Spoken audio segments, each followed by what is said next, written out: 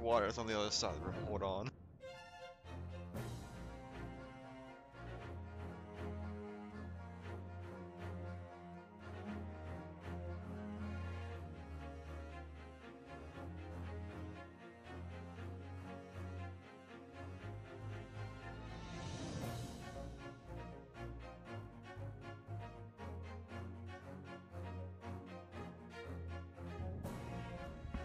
Alright, we should be good.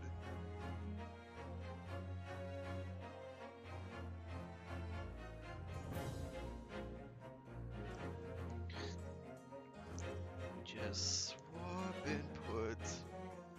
That's the wrong input. Here we go. AB6 is on time today.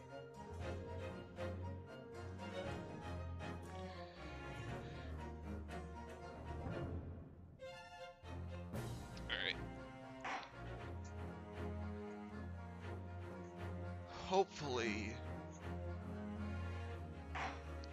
Hopefully we actually finish with this case.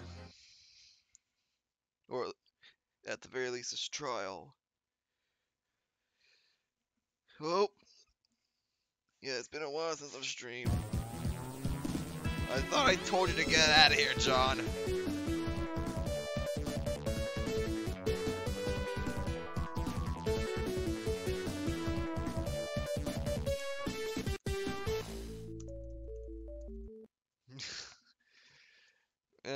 Anyways, thanks to the host. Just don't watch anything.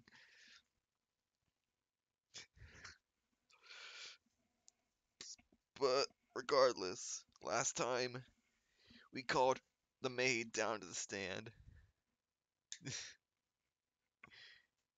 Yeah,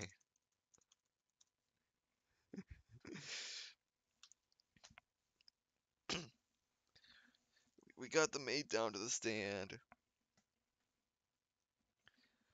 Hopefully this is the end of this session.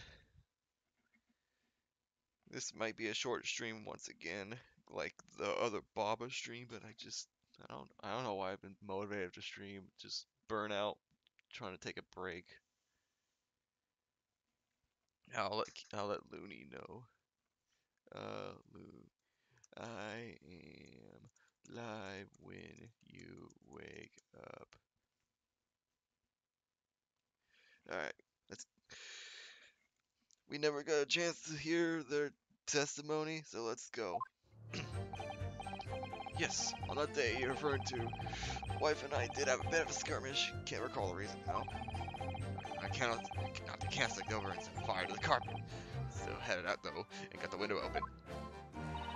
Meanwhile, I was picking up whatever I could find to throw at him. Putting eyes all around the place, considered notice of 1 or 2 went missing, I'm afraid. If the belly thing was the victim's back really was one of ours, you have a job proving it. You have a job proving it, I think. Fair enough point. Yeah, we're trying to prove that the knife in the victim's back was indeed from their house. I still had a theory that the knife accidentally ended up in her back. So I think Joan might be accused of accidental, it's not murder,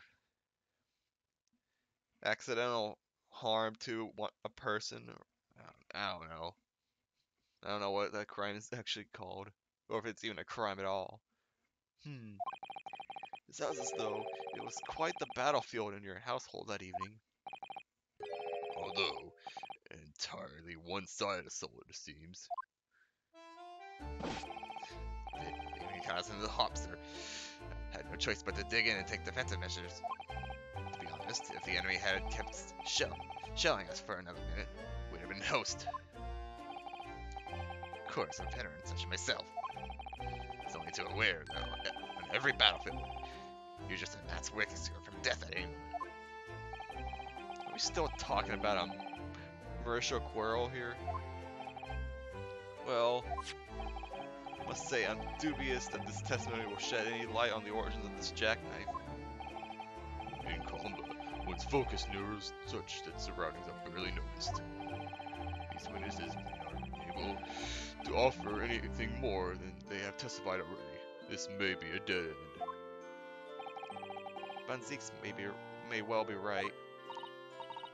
Well, whatever the chances, we only have this last cross-examination to uncover the truth, Miss Naruto. If this is the last cross-examination, I might just bleed into the next case, see what we do. As long as this is the reason why I start later than usual. I usually start at 9 o'clock PST. I start at 10 for this stream. See if I can get like an hour and a half in. And that might cover us for this last cross-examination. But maybe a little more. So this may be short. But hopefully tomorrow's stream I'll start normal and it'll be Metroid. Yes, I'm afraid so. Very well, counsel. Begin your cross-examination. The Battle of Gyarados.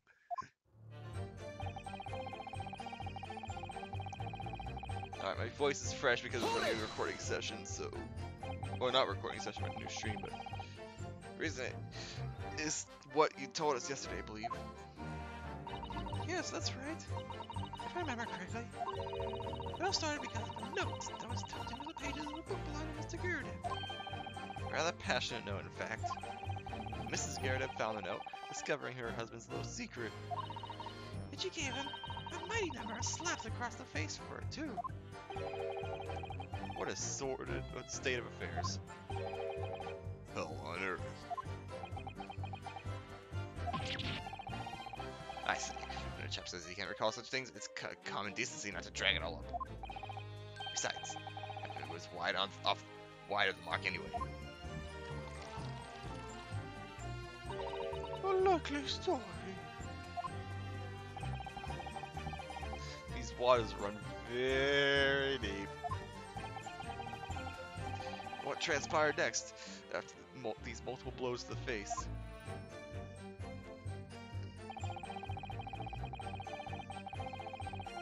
Hold it! And the fire also spread to some items of furniture, didn't it? Yeah, the bookcase, my armchair, anything in mine really. Just so happened there was some bath water around that evening, so I sloshed that about to put it out. Okay. The most precarious situation you put yourself in. As for the 3-story townhouse on the west side of the street, where the water main isn't connected yet. Have to draw water from a public water pump during the day if you need any, you see. The lodgers are always moaning that they can't get any water at night. Although, the little mustache Japanese man buys water in bottles, I believe. Defendant, Mr. Natsume, you mean? Yes, he's a stepping from his studies, you know, for his home country. Can you imagine being able to brew a pot of tea at all hours? He's obviously very well off. Have you actually seen the state of this man? I believe he uses all his income to buy books. Well, anyway, the point is, I was able to douse the fire with water, fortunately enough. Or else you would have to go outside and get the snow. Hold it! Even though the room was on fire. As far as I was concerned at the time, it was more important to extinguish my anger on the flames. When a woman was to throw, she must throw. That's most certainly not true of a Susanoo takedown, Mr. Naruto. How did you know I was thinking that? So, please cast your mind back and try to remember. Was a knife among the items that you threw at your husband that day? In all honesty, I don't recall. I feel I must point out that I'm no monster. Let me see. Some bread, a cabbage, garlic, a towel, and a sponge. Fine, Jupiter. Okay. Excuse me. What do you remember? Do you have something to add, sir?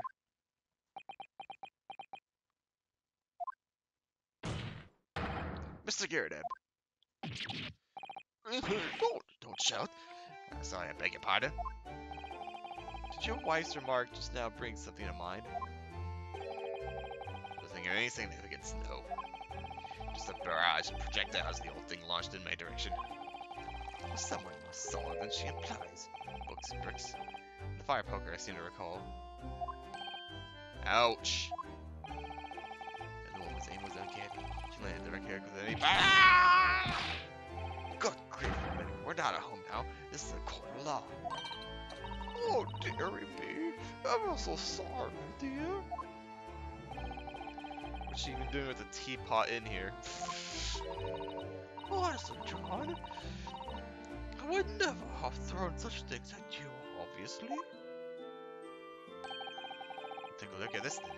How you suppose that happened, Your pipester? I had something in my hand as usual at the time of the onslaught. I could clean out with one of her soft projectiles, she said yes. And when I went to pick the thing up, it was broken in two. I'd like to see a sponge do that sort of damage. I mean, he could just karate chop it. That was a bad joke. I see, your pipe is broken. It would never have been sent flying unless I was hit by something pretty solid. Anyway, I managed to bandage the thing up for now. Oh, you're one to exaggerate, aren't you, dear? I wonder what should make of this count. Yeah, it could be important. The defense believes Mr. Gyarados' remarks just now to be of great significance. Objection. This war veteran's words only tell us one thing. Betraying a fiery wife and pipes, as well as hearts, may be broken. Sentimental wisdom, perhaps, but hardly worth of adding to the formal testimony. Indeed, common sense, one might say. Might one? In that case, would you at least permit us to examine the pipe, sir? Well, I don't see why not. Oh, dearie me. Here you go again, trying to ingratiate yourself as a young lady. Very well, the court will accept the gentleman's pipe as evidence. Okay, cool. Evidence began to turn, Mr. Naruto. I was just feeling rather disappointed for you that your request was turned down. Oh no, it's fine. Thanks to Susato-san, we have some new evidence to work with. Just examine it carefully. Well, thank you for that rebuttal, Mr. Gyarados. Now, if we could return to the crux of the matter. What could you tell the court about the knife used to attack the victim? Alright, well, first things first, I'm not gonna present anything, I'm gonna look at this. No, that's the wrong button. I almost pushed triangle. Alright, what the heck is this? Is that a glass shard? Oh, something just twinkled inside the little chamber of the pipe. Is that the tip of the knife? Aww. Yes, I saw it. Something stuck in there, I think. Let's turn it over and give it a shake. What's this? It's a tiny fragment of metal. It looks like the tip of a blade or something. I frickin' knew it. Tip of a blade? Surely it couldn't be. Fragment of metal added to the court record. What else is there to look at? We got a little slot here. There's a small nick out of the bowl here. Look, it appears to have made relatively recently. And see how there are little scrapes and dents all over it. It's clearly a well-loved pipe. Yes, you're right. It seems to me recently that being well loved goes hand in hand with getting some battle scars. Particularly catch my eye though. It's clearly new. Okay, yeah, it's supposed to. I think that's supposed to like lead you to that.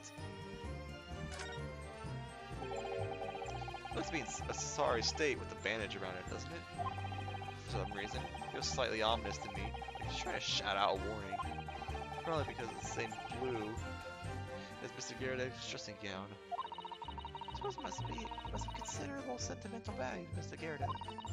Given that he's gone to the trouble repairing it like this.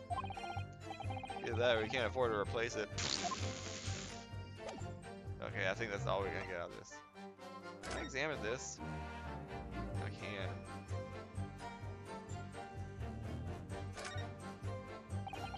This is the tiny piece of metal we found in the chamber of Mr. Gyarados' pipe. Looks like that's another blade. Oh, I think we've already. Yeah, okay, it's just gonna be going over something we already know. This is something niggling me.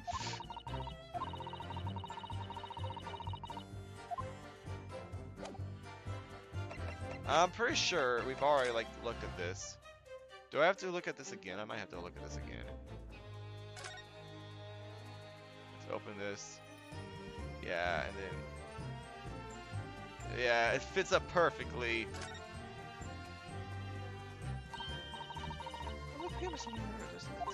Blah blah blah. I've already. Could be wrong, but I just got a feeling. You remember this? Yeah, that's the tiny fragment of metal we found inside the Mr. Gyarados' pipe. Yes, it just may be. Why, it's a perfect fit. Somehow I just knew it. Alright, well, that's not gonna update. But we know. Hold it! So now we know that about the knife piece. Sorry, would you care to elaborate? Nothing to say, really. That part short is a spot of carving, you see. Pipes and whatnot, fishing tackle, you know, the sort of thing. The portion we both share. I love the carving of the wooden trinkets too. And then there's my leather work. Sorry to say, we're always about the place when it does things. They sell on the market sometimes. 20 for the price of 19. Needless to say, I snapped them up. 20 for the price of 19. Buy 19, get one free? Okay. John prefers to use tool knives at meal times 2. Is that a knife and fork? Wait, what? Okay. Now, John, you don't want people thinking of some kind of. Here we go again with the scaldings. Why are they being so evasive? I imagine it's because they don't want to believe it. They can't bear the thoughts that it might have been one of their knives that injured the victim. Which is entirely understandable, of course. But still. Go on with your testimony, witnesses. There. I mean, I might as well just press everything since I plan on doing a shorter stream anyways. So I have no intention of admitting it was your knife. That's a good Bruce move.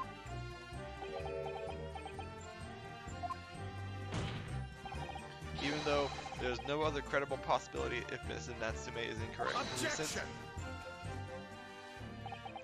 You've heard it, my Japanese friend. That it has yet to be established that the accused is not responsible for the attack. As if I could forget. Only there was some way to know who handled the knife. But I suppose wizardry like that is just a dream. Perhaps you're thinking of fingerprinting, Mr. Naruto. What? You know what I mean? It's not a dream? That sort of wizardry really exists. People touching they leave behind a unique pattern on the skin. Okay, I know what fingerprints are, I just didn't think they knew. Well, I mean, of course, apparently Naruto doesn't know. But it seems like fingerprinting was still possible back in the day. I can't see anything. There are already countries in the world where these so-called fingerprints can be used as evidence. Lord Strongheart is currently discussing the matter at the Ministry of Justice. Oh, so we don't have any sort of ways to identify fingerprints yet. Yes, I believe we are rapidly approaching a scientific method of investigation. Someone get Emma in here, please. For now, we shall find an alternative method of proving our assertion. Okay, so it existed, but they couldn't use it for like evidence and such. That's good to know. But this knife found in the victim's back was originally in Mrs. Garrett's house. If only I could transplant this whole incident to several years into the future.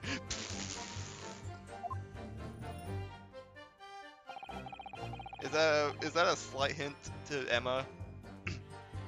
That's the extent of their testimony, is it? What do you think, Mr. Monroe? Well, I think we've heard this all before, to be honest. I can't say I'm particularly confident that we'll be able to prove anything new from this testimony.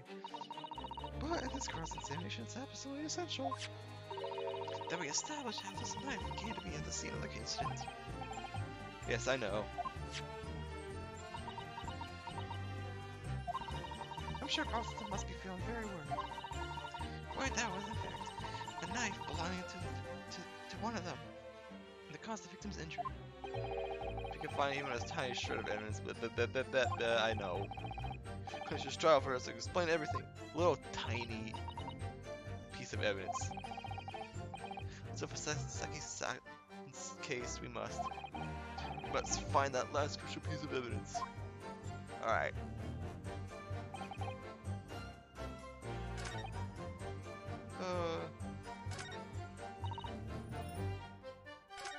Where do we prove it? Kids say a notice of 1 or 2 missing. I don't think that's it. Well, I think it was in a big. You have a job proving it, I think. Okay, seems like I have to prove it here. What to present though? Present the pipe? Small fragment of metal was found lodged inside the bowl. I'm gonna try the pipe first. No? Okay. Well, that sucks. But it's definitely like press something new on this last piece of evidence. Blah blah blah. Yep. I should save.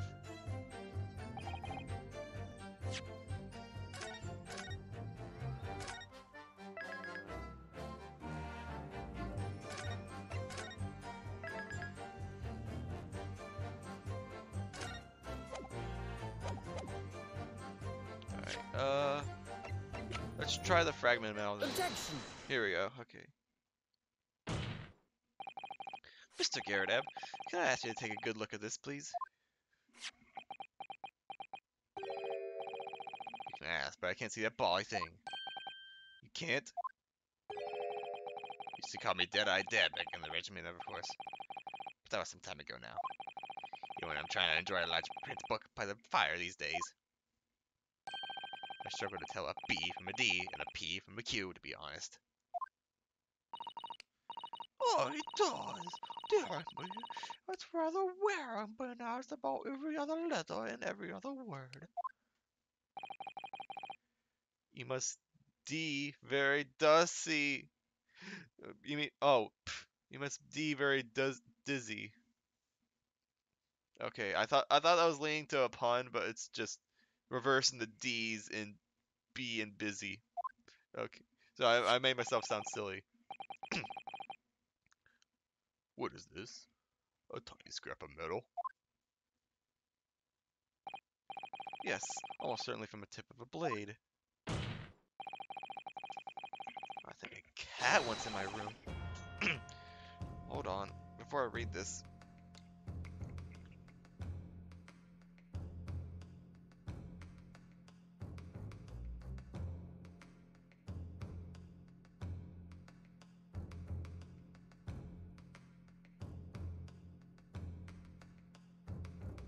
Guess she doesn't want it.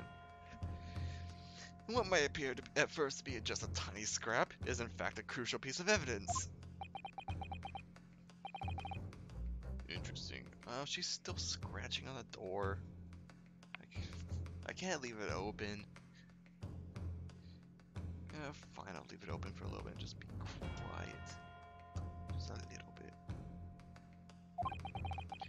And when the defense come by this evidence, it was lodged in the chamber of Mr. Gyarados' pipe.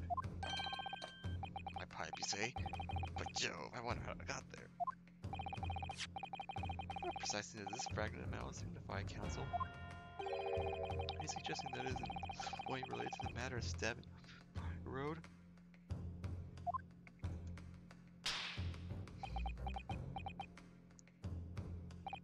I am. What? When put together with another piece of evidence already in the court record, I believe this tiny fragment of metal will unravel the whole truth of the case, my lord.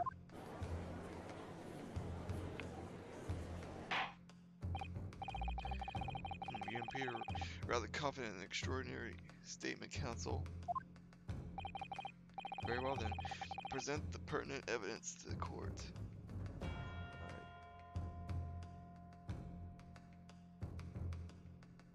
She's inside, doors closed. I can be a little bit louder now. What evidence, when paired with this fragment of metal, allegedly reveals the truth of this entire case? Take that! This is the knife that was found in the victim's back. If you look closely, you'll see that there is a small piece at the tip of the blade that is missing. Common issue with inferior blades sold at unsavory street markets. Criminals who use them regularly leave the tips lodged in the victim's bones. And what of this particular knife? No doubt its tip has suffered a similar fate now, languishing somewhere near the spine of the victim. Objection! No, that's not the case. The tip of this particular knife's blade is the very fragment of metal we discovered in the chamber of Mr. Gyarados' pipe. Oh! Oh! Good grief, Lord Van Zieks. Well, I don't believe it. The knife from the crime scene, this fragment of metal. A perfect match. Oh, nice picture. Good golly gosh. I love that phrase. Order, order, order. Is this some sort of Eastern sorcery? No, he's peeved. This is no magic, my lord. This is a miracle. A miracle? So Van Zieks has figured it out, has he? Counsel, explain this extraordinary coincidence at once. Yes, my lord. The crucial point we have to ask ourselves here is when did the fragment of metal find its way inside Mr. Gyarados' pipe? Something that was clarified for us in the most recent witness testimony.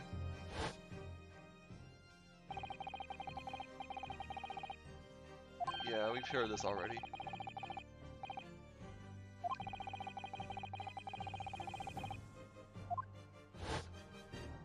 Oh, she's nervous. She's shaking. Oh, dearie me.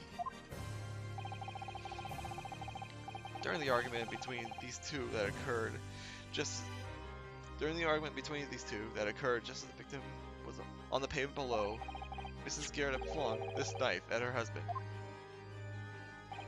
However, the knife missed Mr. Gyarados instead of striking the pipe in his hand at the time. Wow, what a close call. Which caused the tip to break off, of course. Good lord. Yes, and that is when the tiny tip of the blade found its way inside Mr. Gyarados' pipe. Oh, the chances are a 1,000,000 to 1. And yet there's no other credible explanation for how the tip of the blade ended up in your pipe. Then, after losing its tip, the knife ricocheted off the pipe and flew out the open window. Ah. In short, this knife, which fell from the window of the Gyarados' house, is the very same knife that struck the victim in the middle of the back of the street below. Oh gosh! Oh dear! Oh! No! Oh, I just realized his back is completely dirty. Oh, what?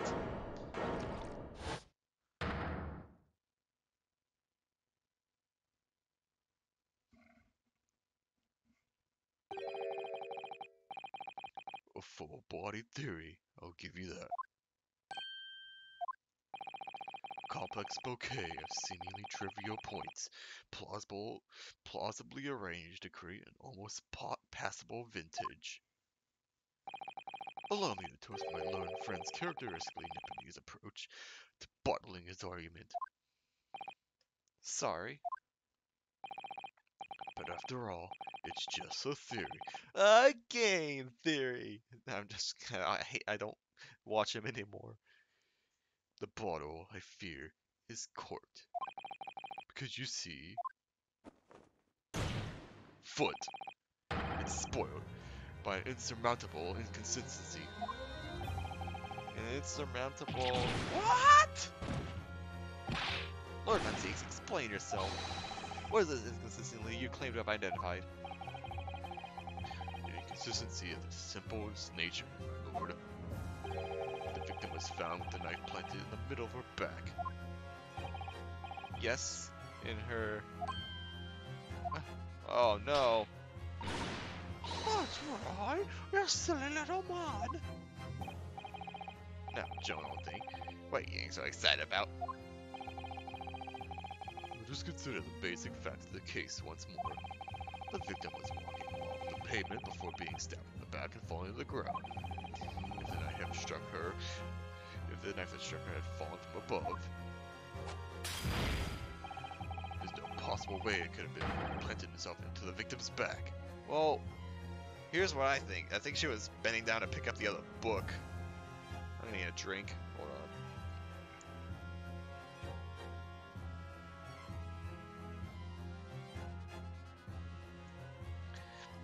Yeah, I think she was bending down to pick up the other book, the burnt book. And that's when it got lodged in her back. That's also why the book is in her hand.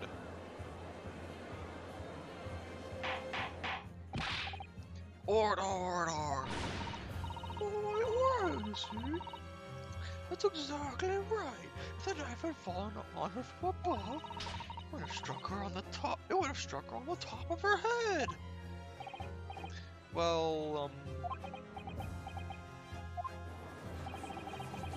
Those words, look. I knew it. I never liked this theory in the first place. oh, what really did happen? It would appear the defense has made a rather spectacular blunder. If a theory has even one inconsistency, it cannot stand. Your theory, my learned friend, is history. What was that? Oh no! We were so close! So close, man! Come on, man! I was so close! I was so close, man! God damn it! I was so close!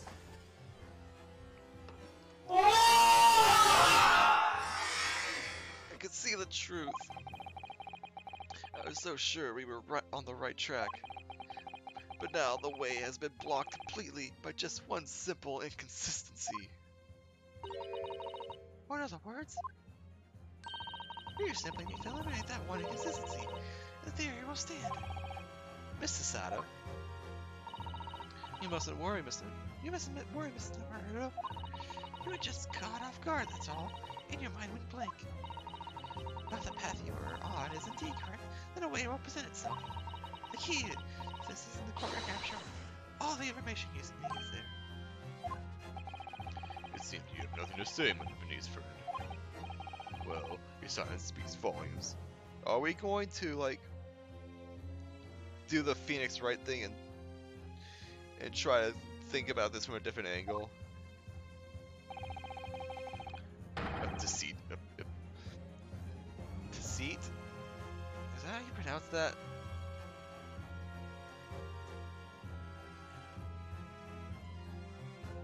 Deceit pronunciation. Tut. Sut. What? Hold on.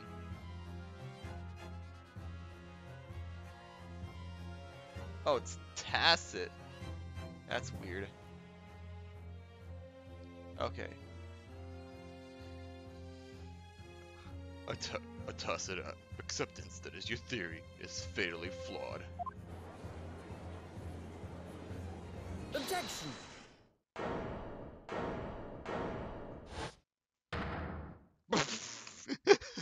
Objection! Still has got his head in his hands. He's inconsistent. Well, I didn't read that. Means I need to sharpen my mind and dig deeper for the truth. It's a test. Yeah, here we go. Yes. The knife fell on the victim from above. There's no way that it could have hit her from in the middle of the back. Under normal circumstances, that is. What are you implying? Counsel. There's a piece of evidence in the court record that can explain this inconsistency. That can explain how the knife that fell from above could have pierced the victim's back.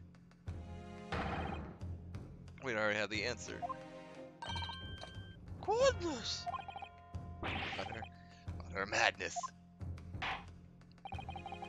Surely this must be the last time. Counsel, present the evidence which you speak. I'm saving. Save.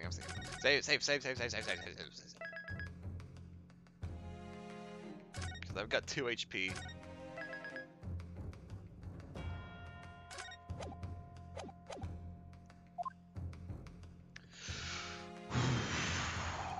This is the last inconsistency.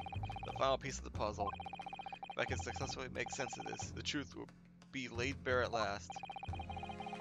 The evidence that explains the falling knife came large in the victim's back is... Let me just look at this.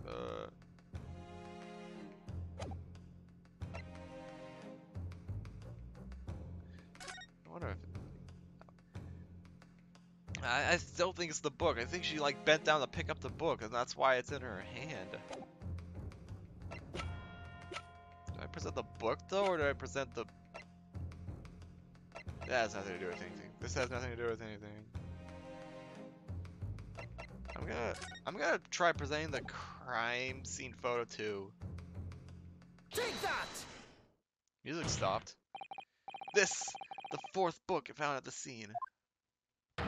This is the final piece of evidence the defense will present. The book? I wonder if this or the actual books worked.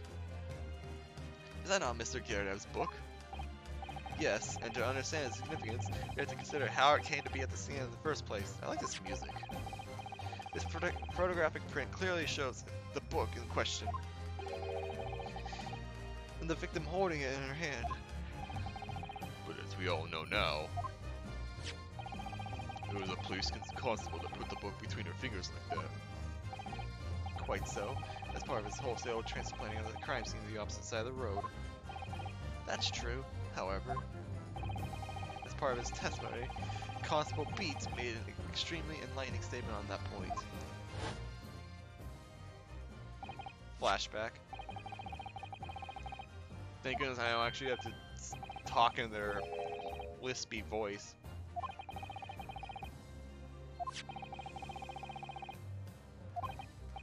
Yeah, she was already holding the book.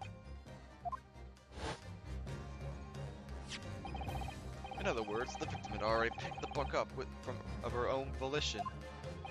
And clearly, that must have been before she suffered the knife wound. Well, I should say so.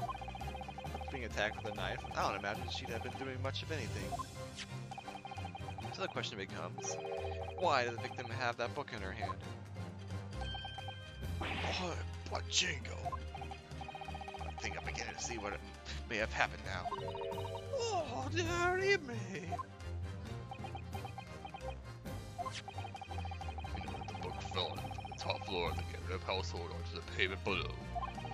At precisely the moment when the victim was walking past. Yes, at exactly that moment, a young woman was walking along the street in a light fog, when all of a sudden, a book fell right in front of her. book I threw. Yes, Mrs. Scaredeb. What do you think the woman did? What would you do if you were walking along and suddenly a book landed in front of you on the pavement? Well, I can't imagine it, but I suppose she might have reached out Oh no! and picked the book up. Yes, that's exactly what the woman in fact did. She picked up the book. Oh, heavens! You and the woman reached down and picked the fallen book up. What position would her back have been in? That's right, facing the sky, completely and utterly defenseless. Then, in the very next moment, while the woman was still bent over picking up the book,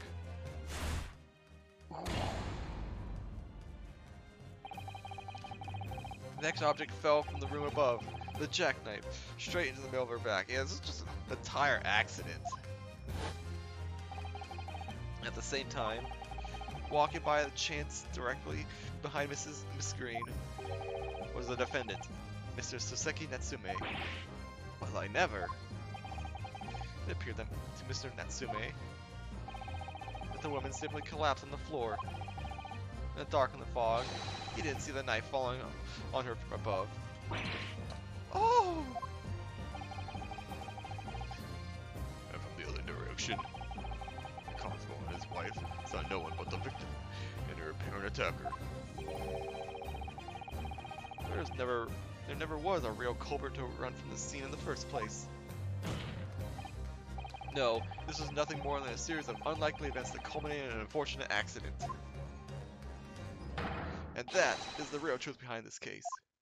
Are we gonna have a breakdown because, like, no one's a murderer? Well, Mr. and Mrs. Garrett?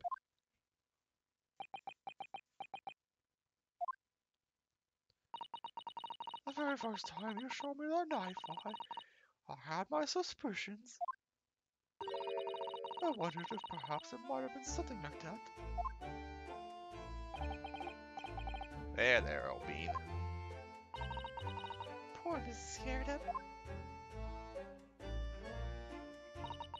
Oh, of course, I never meant for anything of the sort to happen, but it was all my fault, wasn't it?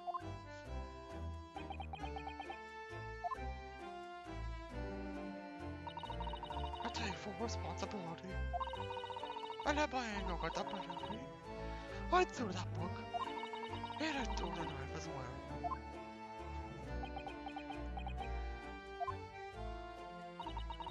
John, dear? It's alright, I know. Aww. Oh, I'm ever so sorry. Truly. I'm sorry! There's a breakdown, sort of. Oh,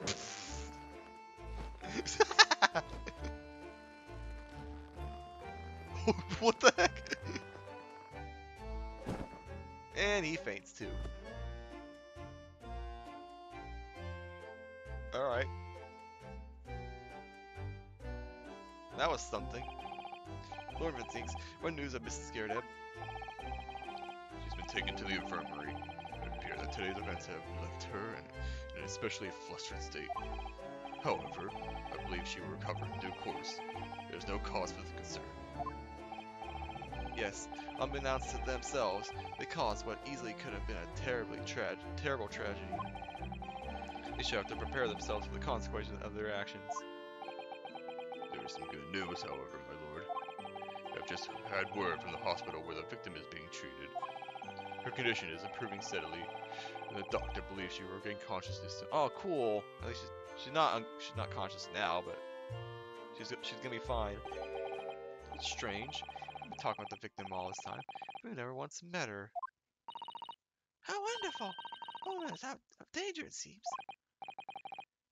Yes, that is good news. So, Mr. Soseki Natsume. Hi, buddy. Oh, yes! On behalf of my fellow countrymen, I would like to take this opportunity to beg your pardon, sir. You came from your distant eastern homeland to study our great British culture, and have been repaid with immeasurable unkindness. Please accept our heartfelt apologies.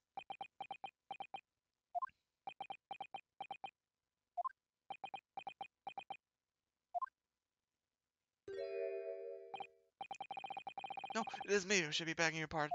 What? Oh no, Miss Natsume. That evening, when the young woman just collapsed on the pavement before my eyes, I jumped to the wrong conclusion again. My confusion. What conclusion, sir?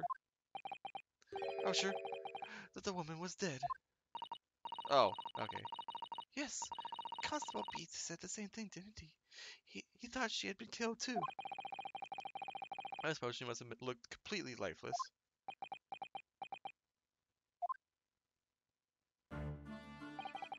It's been about a year since I arrived in Great Britain now. I still can't get used to the life here. I can't relax. I'm sure there are evil spirits lurking in the shock, like they're haunting me. Poor Saseki-san. I imagine she really has gotten the better of him. Yes, poor man. When it happened, I thought the young woman had been taken by the fog spirits. I should never have dropped my books like that and run away. I should have called for help or a doctor for the place! Instead, I managed to create a rift in the relationship of trust between the two empires. For that, I truly am sorry. He's short. I'm just now coming to that realization. One could indeed say that some sort of mischievous spirit had been at work here, I think. One that created a chain of unfortunate mishaps. We were befooled by this spirit and led to false conclusions. But thanks to Lord Von Zieks and our young lawyer here from the east, the chain has now been broken and the spirit exorcised. I heartily commend you both. Oh. Now then, ladies and gentlemen of the jury. Yes, my lord. In concluding this trial, must ask one last time for your decisions regarding the defendant's culpability. Are you ready to present your findings to the court? As a member of this jury, I can assure you we reached a fair and just conclusion.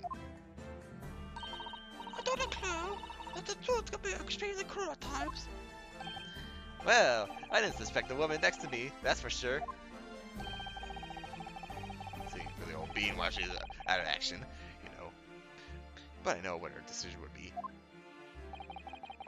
Does this mean I'll finally get out here and start work? What about time? I say I'll have a Gulliver's story to the grandchildren when I get home one time. Very well, ladies and gentlemen of the jury. I hereby demand your final decisions. Mr. Foreman. Not guilty. Not guilty. Not guilty. Not guilty. Not guilty. Not guilty.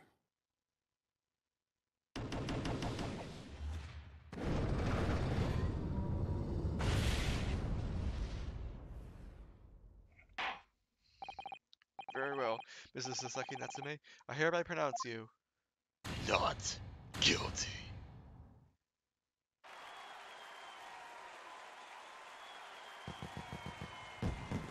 Again, how did it allow fireworks inside a courtroom?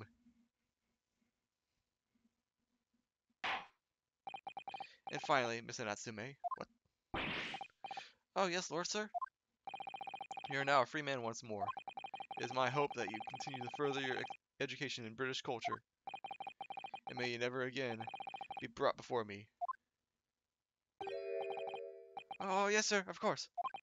All my life. Oh, it's right now, someone in the courtroom again! Tears! Thank you, counsels. Court is adjourned. That lasted far too long. In real time. Because I should have finished this like 3 weeks ago. Maybe even 4 weeks ago. Oh, look, Wait, you mean me? Of course! Is that a law? Look at me! Is he even one? Compared to the original look of Mr. Noodle Esquire, the name has become rather short, hasn't it? What's wrong with using my actual name? What last? I'm free! I'm free! Darkness! Jubilation! Hey! Party! Happenings! Hurrah! Oh, I am pleased. Mr. Natsume is delighted. Would it be so hard just to say that then? Look, you did it! Save me from the break! Whoa, what happened to the poor woman? What happened to the poor woman was in no way your fault after all. I'm just glad everyone can see that now. No, not that! Lovely! Liar! Liar! Yes. I mean, as I said before, I have just now got used to the life here in Great Britain. Every time I look over my shoulder, I see foreigners. I see towering brick buildings. If I have windows, I see them looking down on me, laughing. Look at that little hunchback! Oh dear, I'm sure it's all in your head, Mr. Natsume. But, today, you're looking boy, give me my clue and a boot. You stood firm behind that baronial bench for all those babbling British. You bow to the bitter end. Standing there the baffling truth. When it beheld the blinding fireworks among the gleams of the bay lasers above, below. Behold, the best bears of evermore. You said two different words in there that weren't bees. Well, that's very flattering. We're very pleased for you. This has given me a wonderful anecdote to recount from my old friends back in Japan. An anecdote? Is that what's to become of all my hard work? There you are, my dear fellow. What? Oh, hi. I apologize for keeping you waiting. I rose late this morning. Oh, Mr. Sholmes, what a pleasure to see you. I see I'm here too soon. Disaster has been averted, I'm glad to say. Oh. The trial should begin presenting Mr. Naruto. Wish you the very best of luck. Dude! It's just finished. What? No! Then my haste was in vain. Ah! It's you! Electrons! Oh, have you been, sir? Listen, Mr. Natsume, the mean you didn't have arrested Mr. Sholmes. Ah, I see. I failed to recognize you at first. My previous encounters had taken place in the gloom. Either your bleak lodgings or the prison cell. I simply couldn't place that curious face in the light. That's supposed to be a bird. Charming. It's all your fault, Alex Shops. You're the reason I had to go through this terrible ordeal. I'm not gonna give you a piece of my mind. I'm going to give you a piece of my mind. I'll do, sir. But I assure you, I place you now. You're the fellow who abandoned the poor young lady and ran off, are you not? It should be taken to a hospital more urgently. I feel perhaps you would have regained consciousness by now. Oh! Stop dabbing, please. But whatever, I'm sure. We're about human after all. Anyone would have been shaken up by these mirrors.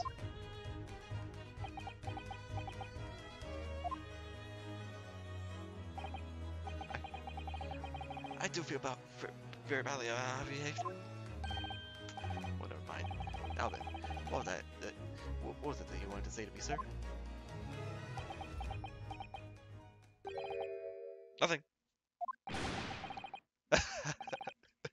Priceless. Oh, I'm so sorry, really, but that was quite priceless. Poor Saseki-san. Still, on the bright side, you had an extremely entertaining experience without paying a penny. And it would seem you were not even found guilty. But there's no bright side.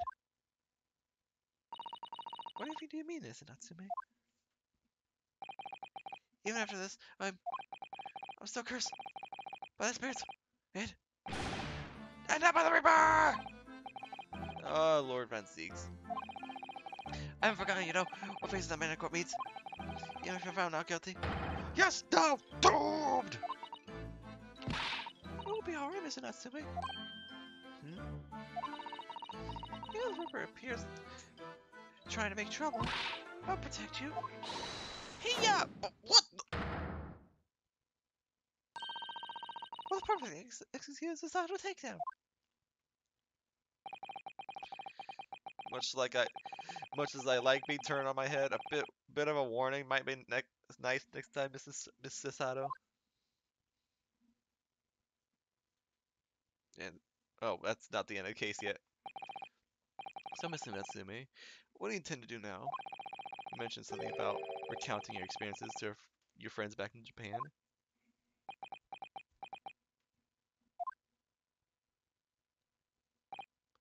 Yes, I intend to return to my homeland soon. Oh, It's already been a year since I arrived here in Great Britain. I've visited universities, libraries, bookshops. I've been honored with the tutelage of professors. I've learned so much about the wealth of literature here, and the city has shaped. And I've come to realize that it's my calling to sail home and tell my fellow countrymen about it. it's very touching, Mr. Natsume. Or perhaps less veiled terms. You wish to withdraw halfway around the world to escape the terror of the Reaper's curse. That's not at all! The more I learn about literature, the more the strange feelings that cloud my insights. I feel compelled to return to my roots and attempt to pen a work of my own. Oh, I see. Work of literature by Soseki-san. Could be an interesting read. What about Mrs. Sato and yourself, Mr. Naruto? Sorry, what about us? We returned to Japan alongside your mustache compatriot. We still have work to do. We just got here. Why would we? A week has not yet passed since we arrived in London. And only now does it feel like as though we have finally found our feet. And you're accommodating in a hotel at present, are you? That's right. We need to find lodgings before it bankrupts us. I've calculated we can afford another 10 nights before our entire budget is exhausted. Well then, you can take my lodgings. Oh, the windowless room. Yeah, but we're lacks in windows. You're more than making up with the floor and ceiling and walls. Great. And of course, I'd be happy to leave behind the cursed evil spirit. Oh my, an evil spirit? Oh yes. It tries to suffocate you while you sleep.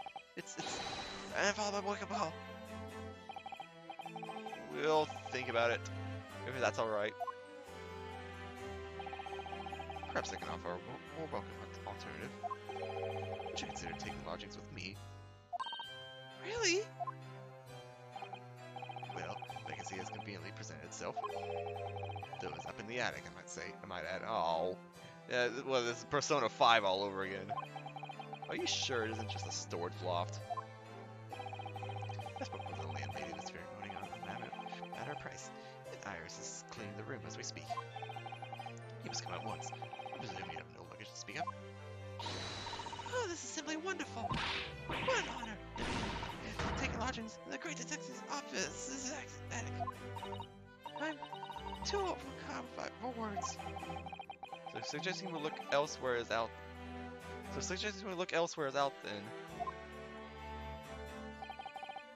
Then it's settled. Alice will prepare a welcome dinner this evening. And you must come too, Mr. Natsume. I insist. I don't know what to say. I thank you. And yes. Wonderful. And I'll go and complete the paperwork for your further release, Mr. Natsume. It shouldn't take long. Somebody's happy.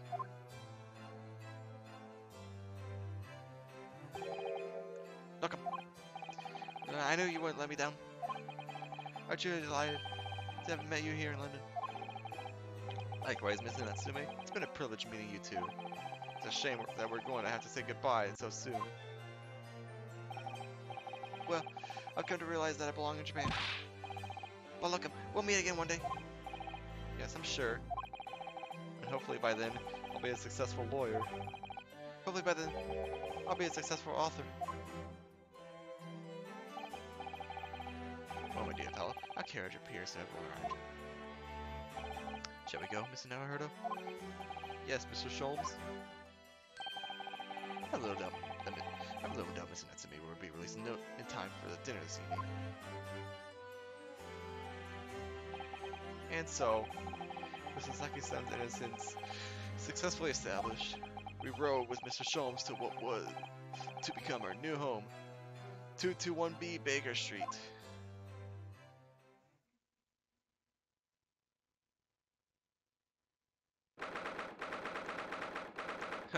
Yeah, it's pretty much an attic. What is that on the side? Is that like a rope with onions tied to it, or are those oh, I doubt those are coconuts.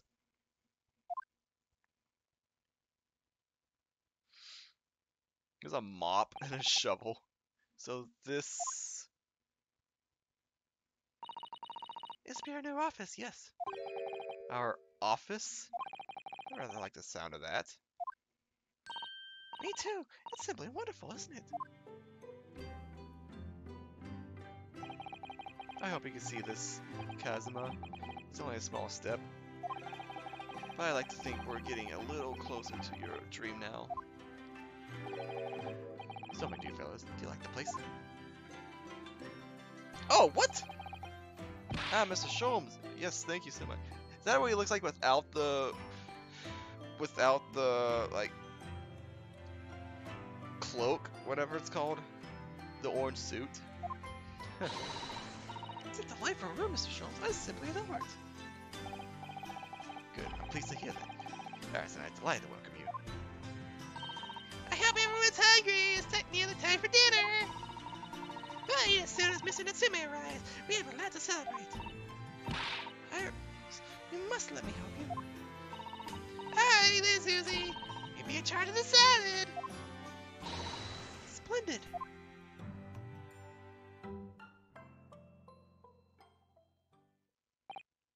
So, Mr. Naruto, how does it feel to have your own office in the capital? It's very exciting, actually. I can't help wondering what adventures await us. Those are precisely my sentiments when I first established my office at these premises. Until I discovered the dark truth about the city of London, that is. Sorry. London is a glorious place, full of wonder, opportunity, prosperity, and mirth. But the brightest of lights cast the darkness of shadows. Oh, he's looking serious. Shadows? What do you mean? Well, I believe you are well aware of the murkiness that lies behind London's facade already. So once again, Mr. Naruto.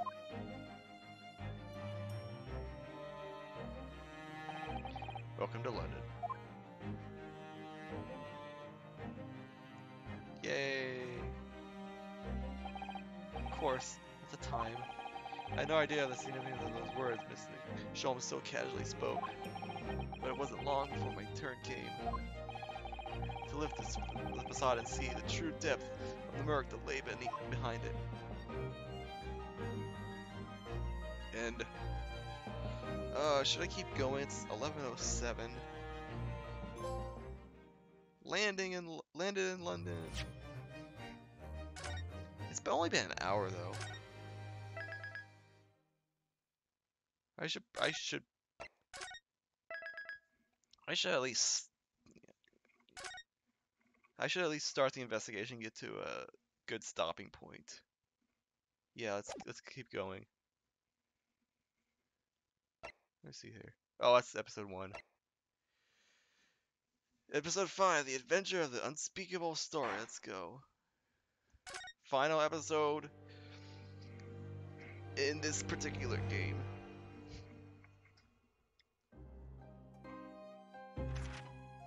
It's coming! Sholmes's cry pierced through the thick wall of fog around us. Wisps of vapor flowed over the pistol as I cocked it, and I waited breathlessly in the stillness. The silence lasted for what seemed an eternity, until, at last, it appeared. From the shadows of the cloud, an enormous beast sprang out upon us.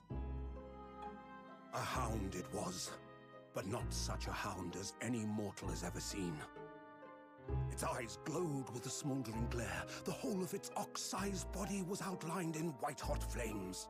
What is this investigation? Its rumbling pant and hideous howl, so terrified was I that I began to tremble with fear. Look well, Wilson, Sholmes declared, gazing upon the mystical beast. For this is the diabolical hound of the Baskervilles. I guess this dog looks a lot more sinister than that other dog. The first 2 months in London passed by in a flash. It was that. Jeez, hold on.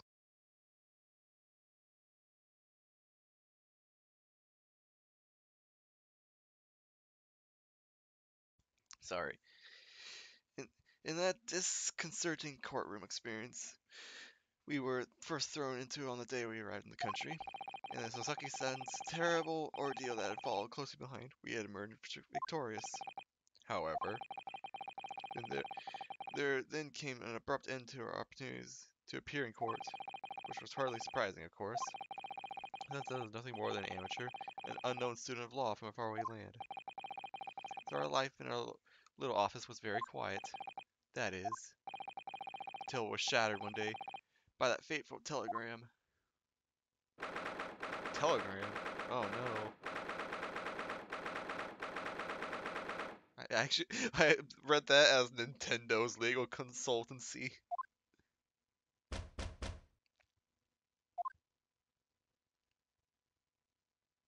Oh, we got stuff set up, including that Dharma. That morning, I was woken by unreserved knocking on the door by the telegram boy. But after he'd gone, Sasada-san's behavior became very obviously strange. Sasada-san? Yes? Is it time to leave for court already? Let me see. What case is it today? I don't think I'm scheduled to defend anyone at the moment, am I? Oh, no, of course not. How silly of me. I think Iris said she would make us breakfast this morning. Shall we go down to Mrs. Sholmes' suite? Yes! Iris makes the most delicious breakfast food. She does, doesn't she?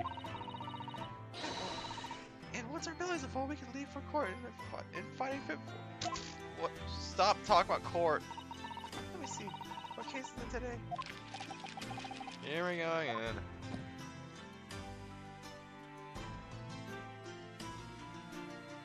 Well, first, look at this badge! It means a great deal to me, you know. He cherishes our fan cell, or each time you appear in court. Well, it's very important to me. It shows that I'm a lawyer. And whenever I wear it, I feel as though it gives me the strength, though through Kazuma. I absolutely can't be without it, especially when I'm at a critical point in a trial. But just the other day, I noticed you were wearing it when we went to visit the park. Sometimes I forget to take it off.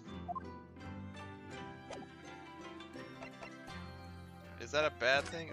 I don't think it's... show them the suite. I wonder why it put us on the bottom there. That was weird. Still a freaking mess in here. Morning, Bruno. Morning, Susie.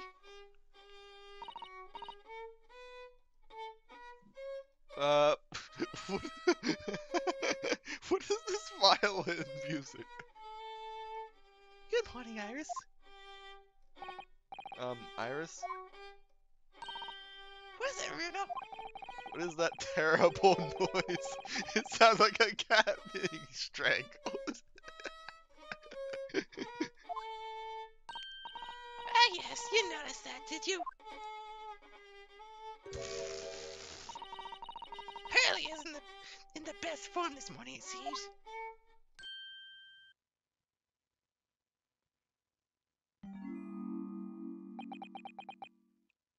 Hello. Hello, Mr. Sholmes.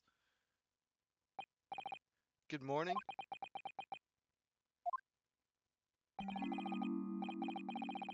A good morning to die, perhaps. What? Did something happen, Mr. Sholmes? You look miserable, and the way you were playing the violin before.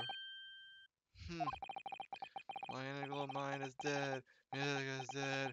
The world is dead. Damn this blanched existence.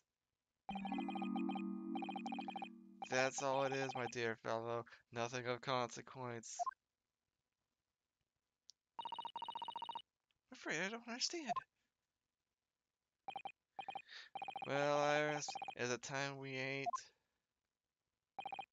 Some dry toast and insipid coffee for me, if it's not too much to trouble. Aw! Oh, look! It's Wagahai? Wagahai? Good morning, boy. That must be some sort of tiny door for cats to use. I've never heard of a cat door. I've heard of doggy doors. But never one for a freaking cat. How did it get there? Well then, everyone, time for breakfast. Oh, wonderful. Let me help you, Iris. It would indeed be a fine day to die. I knew something looked different. Something's missing from Mr. Sholmes' desk. What was there before? Did something get stolen or something? Something must have gotten stolen. Larry, this bad. Are you depressed? Mr. Sholmes, could I ask your opinion about this? You lure me to raise my languid head with the promise of some mental exaltation. Yet in my morbid depression, I am confronted with the most mundane of problems. Oh. My mind feels finds greater stimulation in the unforgiving monotony of the floor than your miserable offering. Always glad to help. Oh, my head weighs heavy on my shoulders. Alright, I don't want to talk to you. What's wrong with the desk? Look at Mr. Sholmes' desk, it's completely clear. Isn't that a enormous machine usually on it? You can never hope to understand what goes on there. The great detective's mind, Mr. Monroe. Why, next time we're invited, we may find he's vacated the entire suite. That's scarily plausible, actually. Fine, what do you have to say? Wagahai. Alright, fine. Mr. Next to his cat seems to have settled into his new home then. Oh yeah, okay, that's that cat, okay. Oh yes, I've become very testy, little waggy. What appears previous home is completely forgotten to him. Cats are unfeeling creatures. Their mews are empty to the hearts of the muses.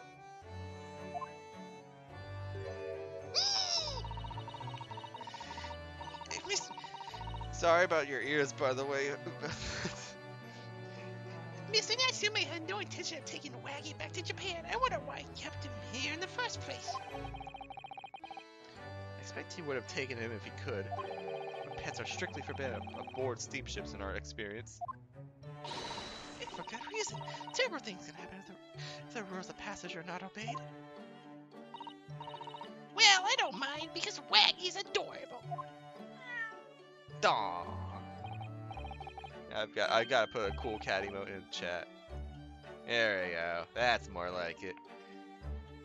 He really is. Oh yeah, what about the door? I don't remember seeing that tiny thing in the main door before. Where'd that come from? Oh, you noticed? You're observant, Rudo. Look, I use this. It's my latest invention. What is that? I call it the cat flipperment. Gosh, machines doors just for cats? That's right. We can make a cat flap for a little flurry flint in like wagging seconds. It can do on any door at all, no matter what it's made of. It's very powerful, you see. Wouldn't it be just quicker to make the cat flap rather than make a machine to make the cat flap? Well, yes, maybe. And now I can make cat flaps anywhere I like. Oh, I think it's wonderful. You must make one for us in the door of the Arthur's upstairs, Iris. She really knows how to come up with unconventional inventions, this girl.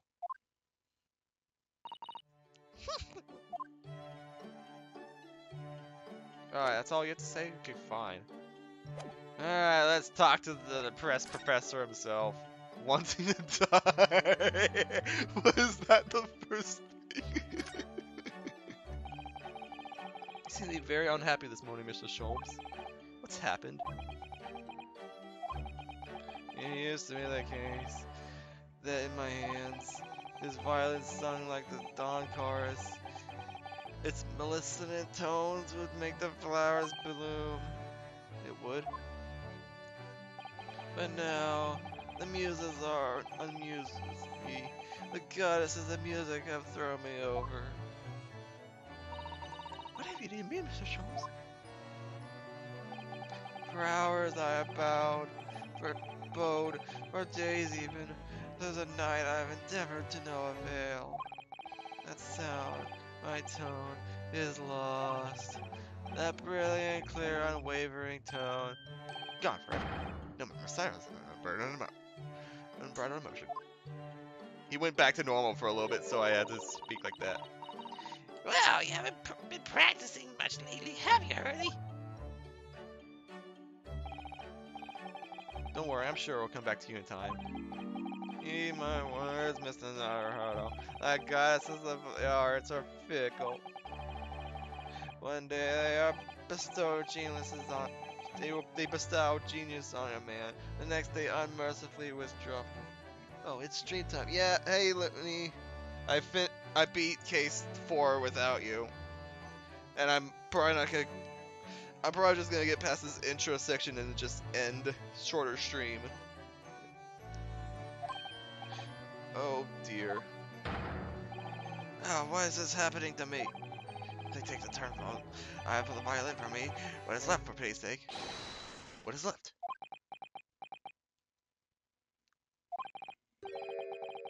Deduction perhaps? Isn't that what you're known for? Missing machine. Wait, why? Why end? Because I just wanted to, like, get case 4 finished, and it's also approaching midnight. It's just 7 what week? I'll go for a little bit longer. I've been feeling a lot of stream burnout lately, which is why I want to shorten this particular stream. Plus the fact that I stopped last stream at an awkward point, so I'm just gonna make this a little bit shorter. Oh yeah, it's just a personal thing. We should be back to normal next Tuesday. Mr. Sholmes, I don't like the pry buttons. It's okay. Yeah, everyone feels burnout eventually. It's fine. Don't worry about it. I'm feeling perfectly fine. In fact, I don't know if you've heard, but my sister, who is 3 years younger than me, is pregnant, so I will be an uncle at some point. So that's exciting news for sure. Your desk looks rather empty today. Very well done, Mrs. Sato. Your observational skills do you credit. Oh no, Mr. Sholmes. They pale with significance when compared to yours. You struggle not to notice. Why wouldn't you struggle? You struggle not to notice, wouldn't you? Oh, nice. Yeah, thank you. You mean Hurley's great? analytic scope? Telescope? That's a Windy Banks now. Sorry, is that a Windy Bank? No, Windy Banks, the pawnbrokery. Pawn? What? You put it in a pawn shop? You mean that you pawned that enormous machine of yours? It has some considerable value, you see, quite undeservingly. But isn't it a very important machine for your work? I do wish you had consoled us if your situation had become so desperate. I should have gladly passed it with little income I had to you. Dear madam, things are far from desperate. But the pawnbroker has your wonderful machine. How can it be anything but desperate? Making use of a pawnbroker is quite ordinary here in London, I assure you. It is? What doesn't sound ordinary at all? It would seem that neither of you fully understand how pawnbrokering works. Oh? Just don't understand exactly.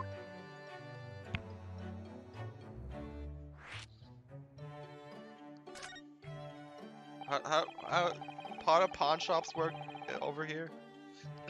What do you mean when you said that we didn't fully understand how pawnbroking works? To the people of London, pawnbrokeries are akin to banks. Banks? Oh, banks! On Mondays, merchants relinquish their finest jackets and trappings to the pawnbroker, of course. With the money they receive in return, they will trade happily through the week. Then on Saturdays, they can return their things using the money they've earned. I had no idea. This has been a fascinating lesson for us. Okay. So that's not like a pawn shop. That might be completely different, but I see. I see. I see. Everyone does it, you see, especially people in inner London. And should they have money to spare, they would purchase another fine jacket. Not to wear, obviously, but to pawn, should the need arise. Oh, how ingenious. So, whenever we have something that's getting in the way, we leave it at Windabanks, you see. Pawnbrokery can be thought of as an extremely secure vault. Would have thought that even pawnbrokers are different here in Great Britain. Of course, you have to watch Hurley with it. Sometimes he thinks he really shouldn't. Don't you, Hurley?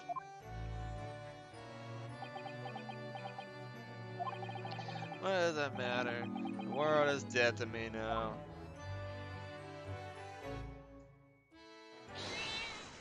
Uh-oh. Oh, what was that? Wagai? Oh, what? Get that crazy cat out of here. What is that? Oh no! Wagai, take it up in your violin. What? I think he thinks it's a toy. No, what's he doing to it? Oh dear, Mr. Sholmes pressed his violin. Why should I care? What? I shouldn't be surprised. If the cat is a more accomplished musician than I now.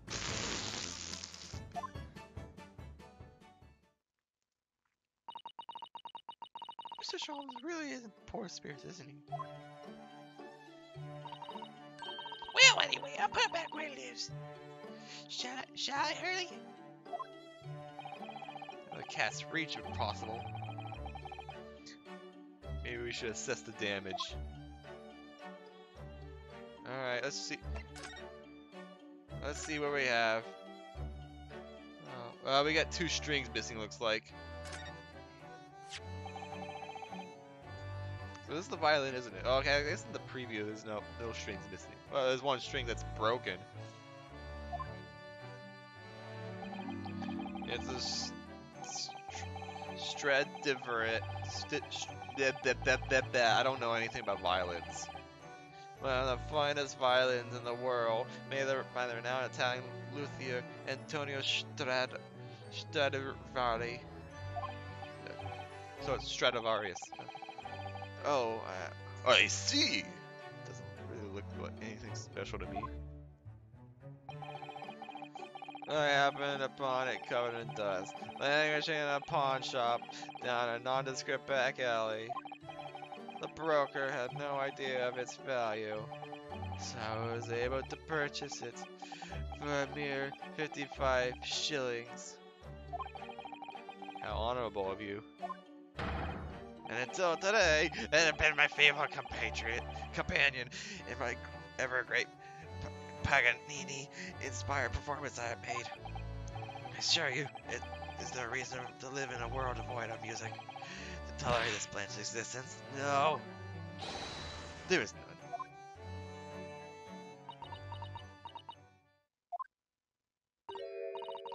Mr. Sholmes. What, dear madam? What? My thoughts are preoccupied with fancy of release from this dull routine. Well, it's about the violin. It looks very different than normal, don't you think?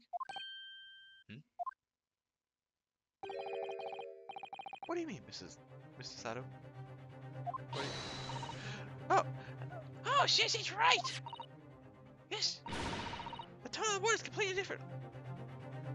Oh, someone stole the other violin. That's not all. I'm sure there was no crack here before. Oh yeah, that's a crack. Oh, that's. I can clearly see. Wait, it's not even the right size, is it? What's this?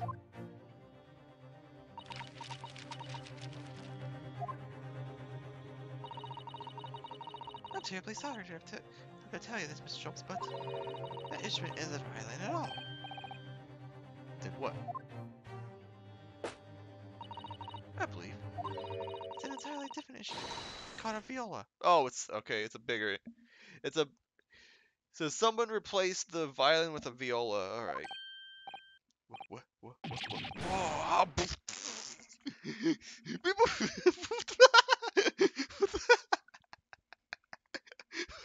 Who's that?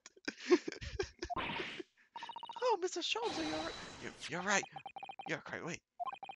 He says that my faithful Stradivarius. So what? Pray, is this piece of string or flotsam? No, your faithful performing patriot? The performing partner, then. I see what must have happened. You do, Iris. This is just a simple mix-up. Sounds like Iris might be able to tell us exactly what's happened if we ask her. Oh boy. Alright, fine. What do you have to say? Mix-up. What do you mean by a mix-up, Iris? Well, you see, this viola, I mean, was that Windibanks until last week. With the pawnbrokers. Now, Mr. Sholmes' beloved music partner. Oh, he's back. There's a problem from these, which you are not, no doubt, familiar, my dear fellows. Always let a beloved travel. Yes, indeed. That's a new pose from her. So you send your beloved violin to the pawnbrokers in the hope that it will experience personal growth? Oh, what a wonderful idea. Last week I pawned my great analytical in order to release my precious instrument. But it would appear Mr. Windibank mistakenly furnished me with this tawdry fiddle instead. But my ears cannot be deceived by the hollow timber of this piece of timber. Well, apparently you got fooled earlier. No, but your every sense was deceived by the fact that it just strings. Pshaw. A fine state of affairs that is. That's and why I always say, Mr. Herder, never trust a pawnbroker. They will try to fiddle you every time. I like the fiddle puns because we're talking about a viola / violin.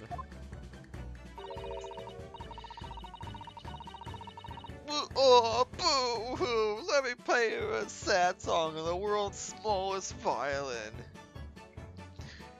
But earlier you told us that you could think of a pawnbrokery as an extremely secure vault. That is a contradiction. Objection!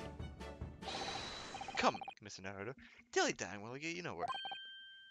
Sorry? Crunching your toast with a bacon aspect.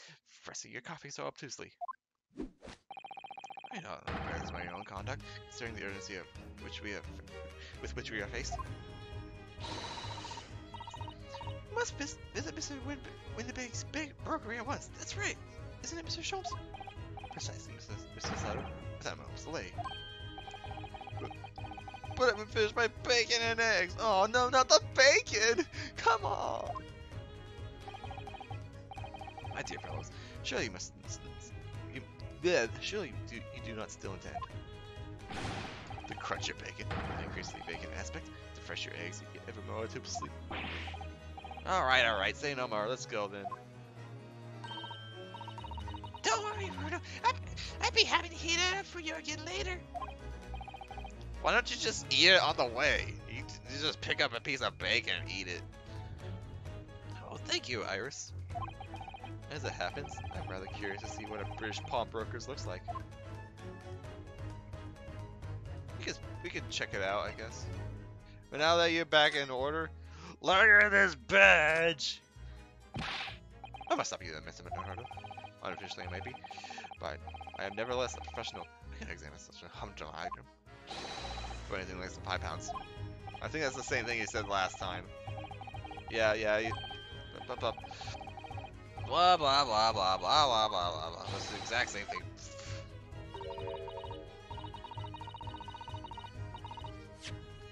Oh, I didn't mean to push that button.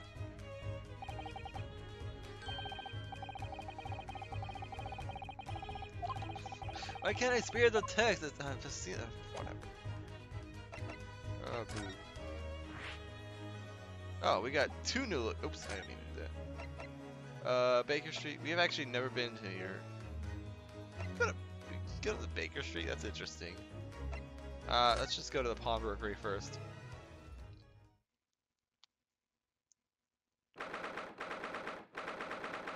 I mean, I expected it to be messy like this. Trying to see if I can see any like references. I think that's a Pinocchio doll. April 15th, I think. Oh yeah, it says on the bottom. I was trying to read the thing on the side. Let's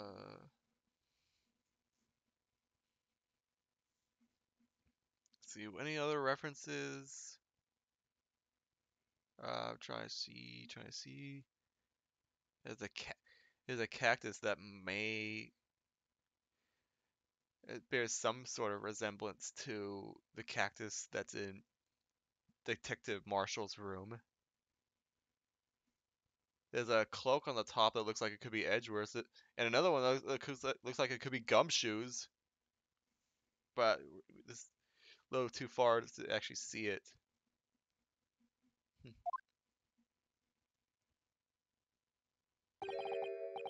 So this is the British pawnbrokery. What the heck is that alligator doing up there? There's a lot of clocks. Some fine china. Scale of some sort. Picture of a golden shepherd. No, golden retriever. That's what it's called.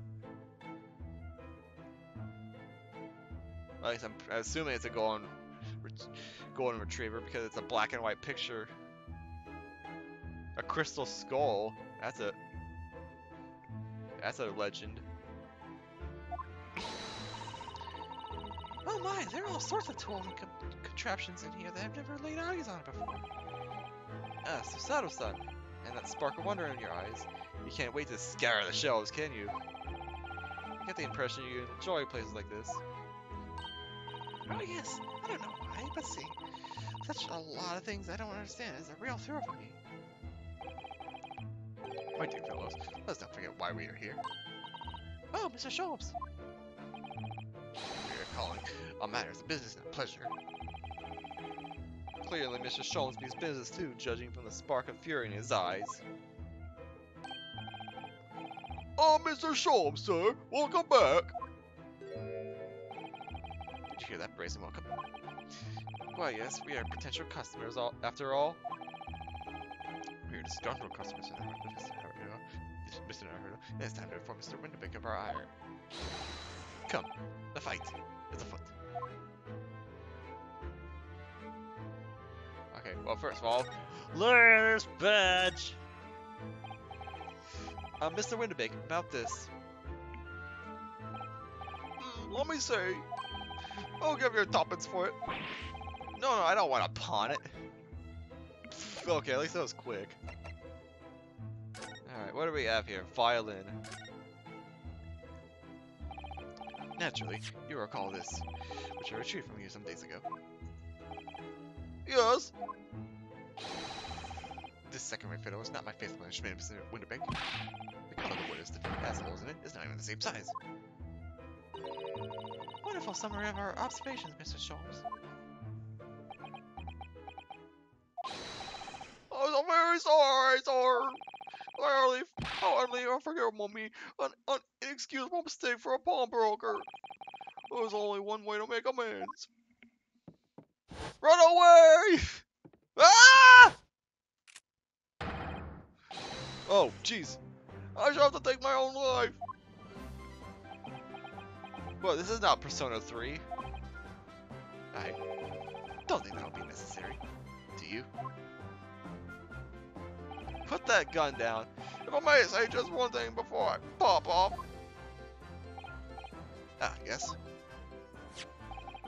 Well, with you, sir, Mr. Sholmes, who took it upon himself to remove the item one of the day, I believe. Sorry. As I recall, I entered the store to fetch your violin when I heard, ah, here it is. You did? And when I turned to controvert you, you are taking the field and left, sir. So it's all your fault. However, there can be no doubt that the blame lies firmly on you at my own door for allowing you to leave. So should not grumble your crews any longer. May this skill die with me. This is mine.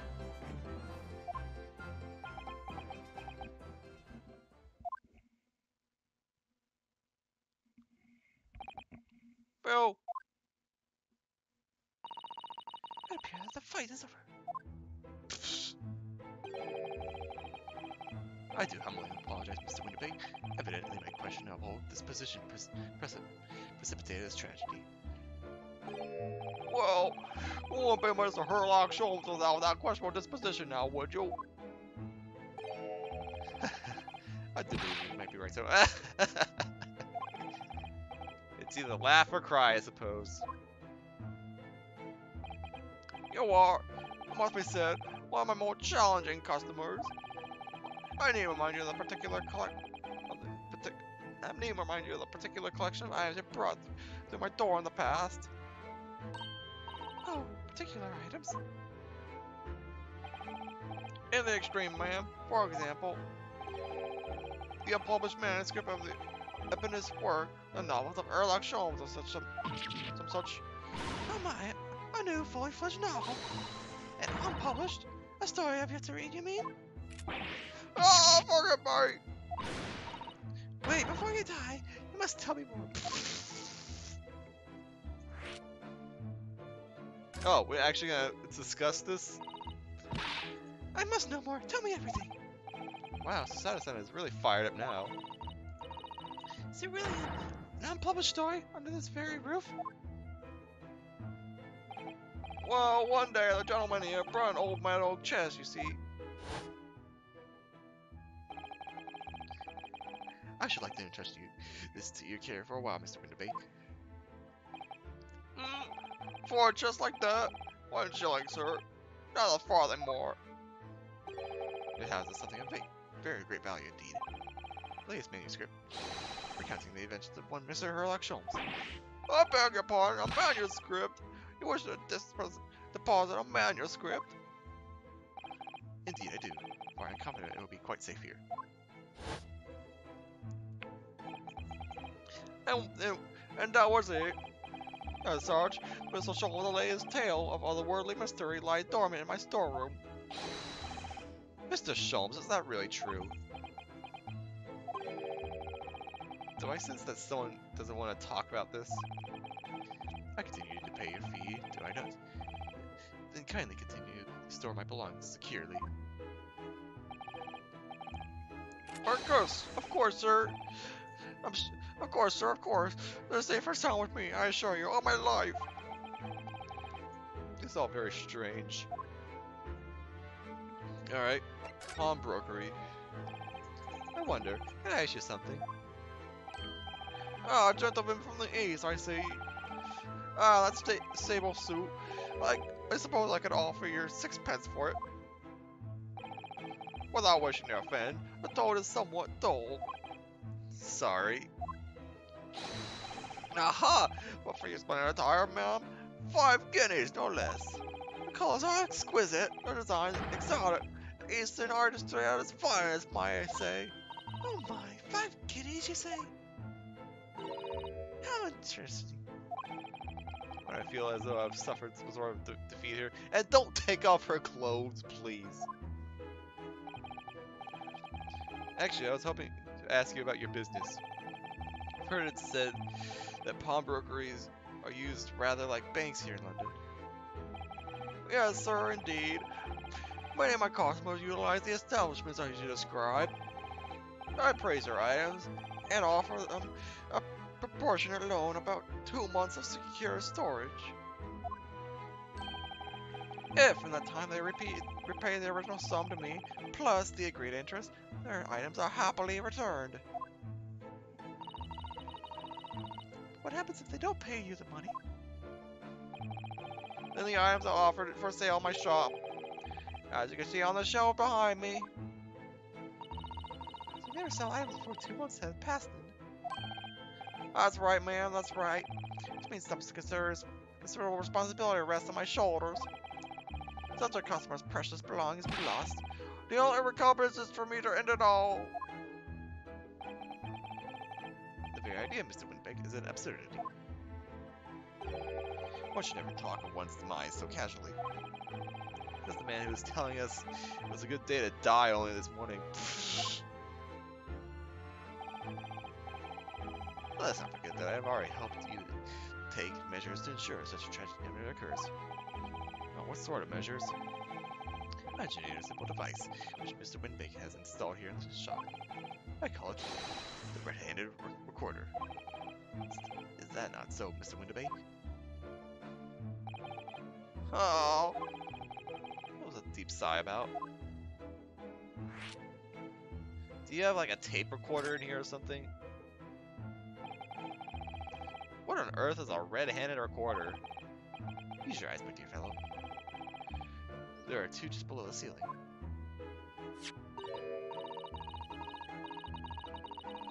I can see what appears to be a camera attached to some sort of timing device.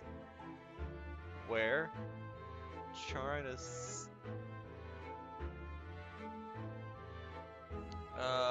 trying to see match up the picture to the image. I don't see it. Oh, whatever. Very astute. It is indeed a camera for some 100 pieces of celluloid film. And every 3 minutes precisely, the camera automatically records the appearance of the shop. here, an example I could show you. 4 a.m. Okay, it's like, well, this particular camera is shown at our angle, so we can't exactly see it. Ah, yes, a print from the camera is set to record the activity at the shop counter. Interesting. That's about a special type of film, so sensitive it produces a crystal clear image even in the darkness. At 4 a.m., no wonder. Really, that's extraordinary. That's also good technology for this point in time, and that's definitely a golden retriever. Yes, you can clearly see the counter and the door behind it. Look.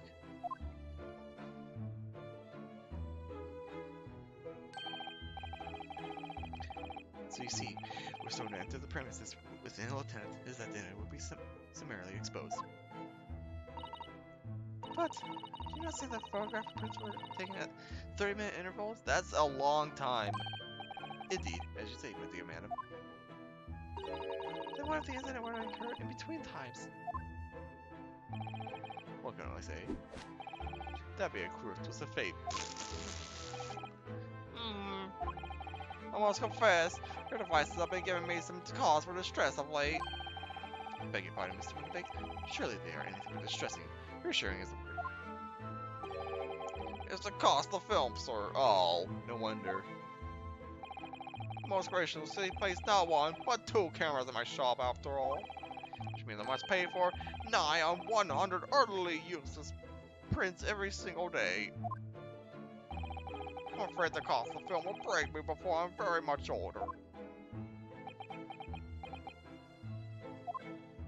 You just have one camera take the entire shop. Nevertheless, it's my price to pay to ensure the safety of my preferred pawnbroker, you know. My dear fellows, we verge on an age where safety and security come at a price. Oh, heaven help us!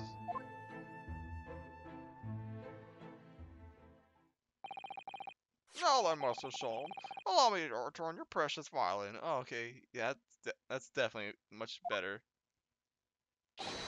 Ah, the very thing. Thank you, Mr. Winterbeck. So it's not stolen, at least. Perhaps this might mark the end of the particular items you try to pop. Because if anything were to happen to one of them, this would be the only answer. I really think you ought to stop waving that gun around. Someone could get hurt. Fear not. Sorry? I've only loaded a single bullet, so no one but myself could possibly be harmed. It's not really what I meant. Good day to you then, Mr. Winterbeck. It's been a pleasure as always, Mr. Sholmes. I have a feeling he's gonna die in here. So, Mr. Naruto, now we can explore at last. Oh, okay, I'm just gonna examine this place. Alright. I don't know why, but this kind of looks like a Mogus. Let me just see here. Yeah, that looks like a Mogus. That totally looks like a Mogus. What is the name of this desk? Look at that enormous ledger on the counter there. Mr. Winterbeck is, nothing else, very particular about recording items he accepts.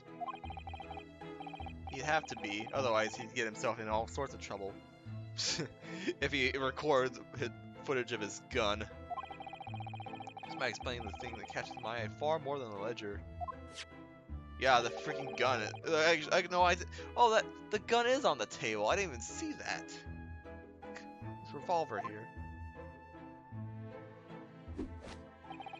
Do not entertain even a single thought of pilfering an article herein, my dear fellow. I assure you, Mr. Winterbeck would not hesitate to draw that weapon with a speedy blying of his portly size. Oh, you don't mean he'd... Blows brings up. Indeed. In recompense for his blunder. I mean, we just literally saw that. Oh my. But in any case, of course we would never do any such a thing. How could you even suggest it?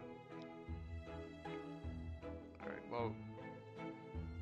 Okay, well, I can't talk to him anymore. I wonder what's behind his door. There seems to be a little door hidden behind that curtain there. Pay no attention to the man behind the curtain! That leads to the storage room, where Mr. Winterbeck keeps the articles that are currently in pawn. Ah, I see. There's nothing of particular interest inside. I certainly wouldn't recommend any larcenous activity. Recommend it or not, it's not something I tend to do. Here's my one key, and Mr. Winterbeck keeps it in his pocket at all times. Before he sleeps, place it in a small pot which he slides under his pillow. How on earth do you know about that, Mr. Sholmes? I'm a detective, sir. It's my business to know what others do not. So you just stalk him. I'm frequently assailed by the information I neither care for nor wish to retain. But at least he acknowledges that. Mr. Sholmes, you're a wonder. The prime suspect if this broker is ever burgled. Crystal Skull! That's pointing at. Look at this. What is this lovely big shiny box be? Oh, it's the That I do. There's a music box. Surely you could have seen things. Surely you have such things in your own country. Oh my, yes. I've never seen one so large before. Okay, yeah, I know where I was pointing at. Shall we listen for a while? Uh-oh.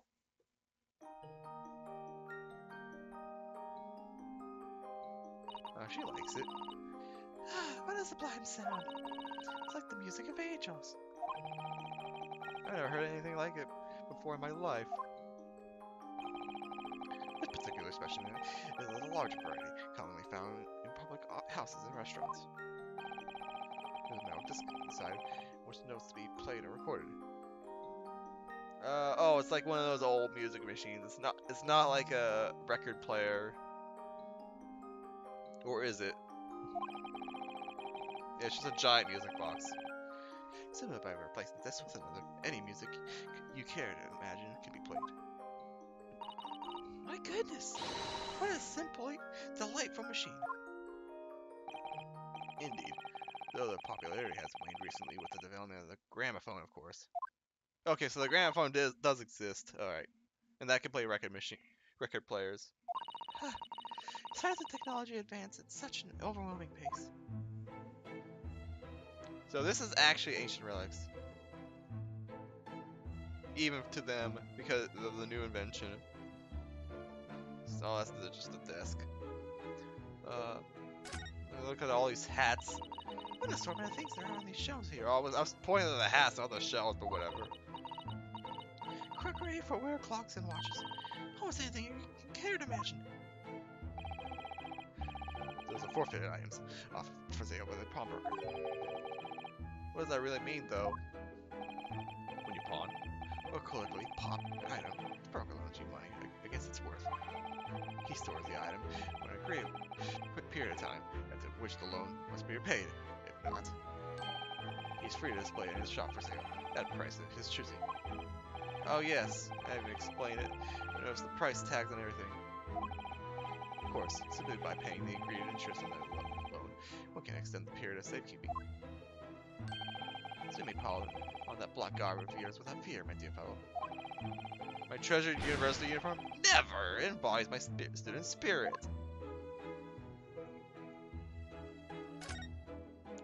Horsey, what is this? Now we use what this rather enormous machine does. It seems to have two little windows for looking through. Oh, is it one of those like eye test machines? Let me know, you my dear fellows. What are you looking at? Is a stereoscope. Oh, okay. Stairs. Fascinating. As aptly named, I assure you. Look through the eyepiece and see for yourself. Oh, I should be delighted to. Excuse me for a moment while I just had to look. Just before you do, there's something I should point out. My dear fellows, in order to see the image properly, stereoscopically, as it were, you would need to be cross-eyed. However, if that is beyond you, it is a little consequence today. Alright then, I'm gonna try it. Oh. That's an error. You must see! At once! Oh, alright then. What is this? So I need to be cross-eyed? Like I'm trying to look at my own nose?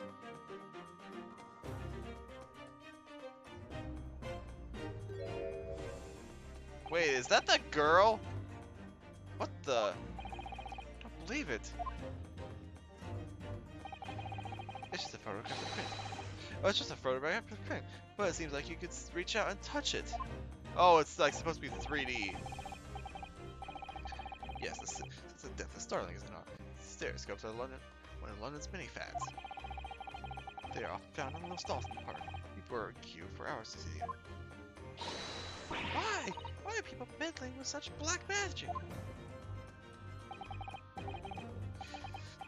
It is no magic, my dear madam. It is, well, far too complicated to explain at present. We should have this lesson for another day. So you don't know. Oh, Pinocchio! look at this. Whatever could it be used for? I have no idea. Ah! There's a small catch here. Look. We're going to open it, aren't we?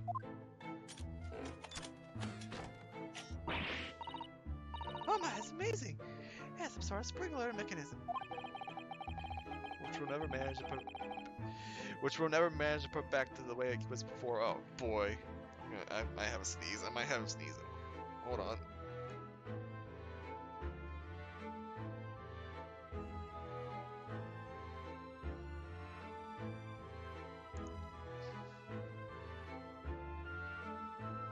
False alarm.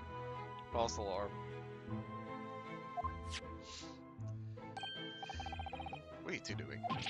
What? Us? Nothing. No, nothing at all.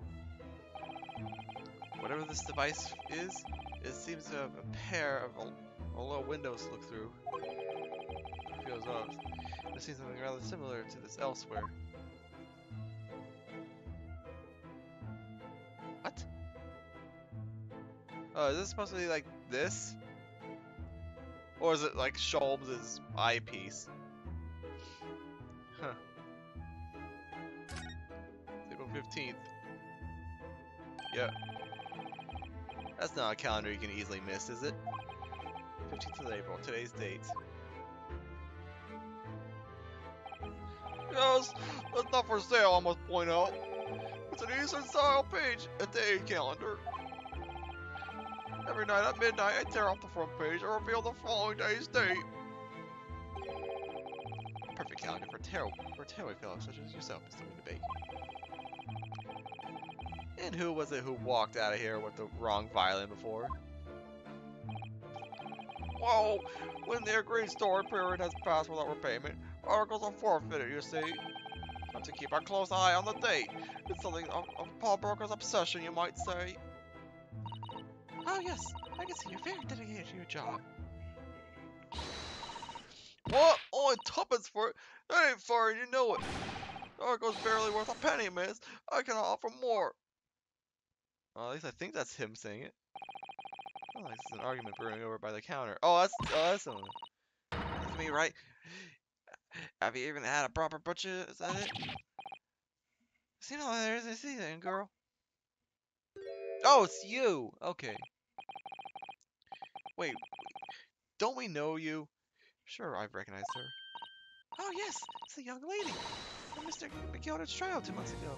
2 months ago? Jeez. I didn't realize how late it was.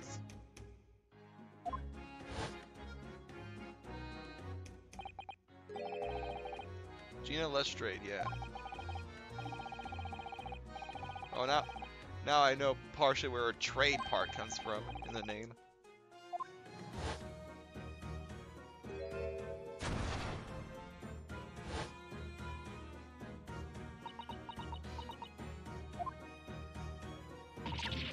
Gerda, Berta, you lot!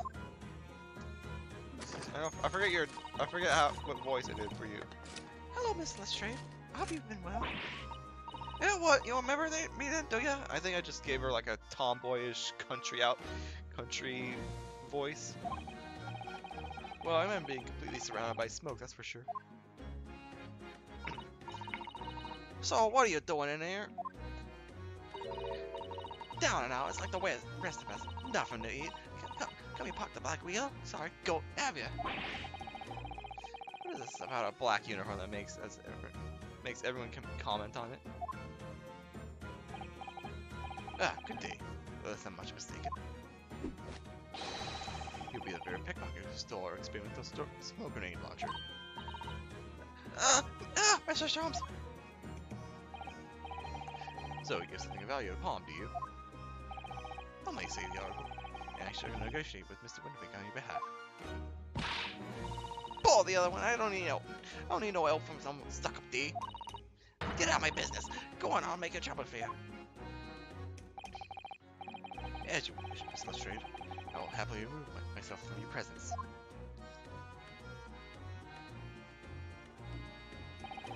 He's really done it. He's gone. I'm sorry. Well, I said there really is no room for negotiation here.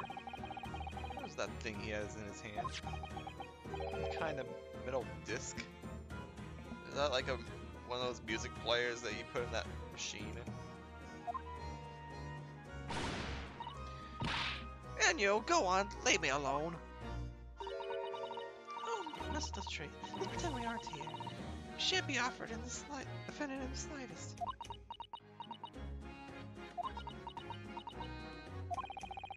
Satisfying can really stand her ground when she wants to. Whatever. Alright, well. Learner's badge. Did you have a look at, Strange? Where's my armband gone? What? Oh, he stole it. What's the problem? Something wrong, you don't suppose? You're looking for this? Yes, but how and when and how again? I got a talent for it, haven't I? Dive it. It's bordering on black magic. Give it back. That makes what I was about to say about my armband seem a little dull. So what do you want to tell me about then? Okay.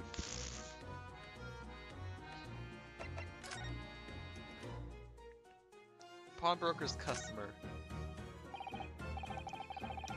Somehow I didn't really think you were the sort of person who used a pawnbroker, Miss Lestrade. Yeah, well, I am alright. I'm a Londoner just like everyone else. That a problem, is it? No, not at all. It's just that, well... Oh, I get it. You know what you're thinking. That thing probably won't even belong to her. Probably won't be... Probably got her on the die, didn't she?